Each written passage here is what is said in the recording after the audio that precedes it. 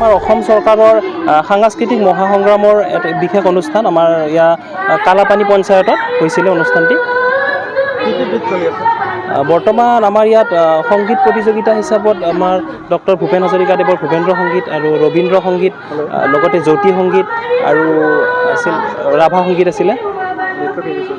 নৃত্য বৰ্তমান বিহু ডান্স আছিলে, বিহুৰ এটা পৰ্যায় আছে আৰু লগতে এথেনিক ডান্স আছে, মানে আমাৰ যিবিলাক পৰম্পৰাগত যিবিলাক লোকনৃত্য এই সম্পৰ্কে। সঁহাৰিৰ ক্ষেত্ৰত আমি ভালেই পাইছোঁ। আগৰ পৰা ইয়াত তেনেকুৱা ধৰণৰ বিশেষ মানে প্ৰচাৰ চলোৱা নাছিলে, তথাপি এতিয়া যিখিনি আমি পাইছোঁ বহুতখিনি আমি এক্টিভ পাইছোঁ সকলোখিনি, আৰু আগবাঢ়ি থাকিব ভৱিষ্যতলৈ আমি আশা কৰিছোঁ ধুনীয়াকৈ।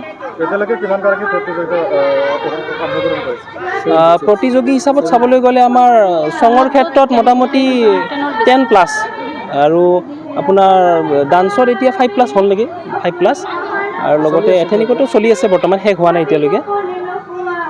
অনুষ্ঠান মানে আমাৰ আহোম সাংস্কৃতিক সংগ্ৰাম প্ৰতিখন গাঁও পঞ্চায়তে চলি আছে, তাৰ লগত সংগতি ৰাখি আমাৰ কালাপানী গাঁও পঞ্চায়তো আজি চলি আছে। তো আমি মাইকিং কৰিছোঁ, প্ৰতিখন স্কুলৰ বিদ্যালয়ৰ প্ৰিন্সিপাল ছাৰক পাৰ্চনেলি লগ কৰিছোঁ, চিঠি দিছোঁ। তো আজি চলি আছে প্ৰগ্ৰাম, হৈ আছে। সঁহাৰি কেনেকুৱা পাইছে? সঁহাৰি ভালেই পাইছোঁ, চলি আছে প্ৰগ্ৰাম। আমাৰ 76 সংগীতৰ কাৰণে মানে ৰেজিষ্ট্ৰেশ্যন কৰিছিলে, তো গ্ৰুপ ডেন্সৰ কাৰণে 5খন কৰিছিলে, এতিয়া ৰেজিষ্ট্ৰেশ্যনত চলি আছে।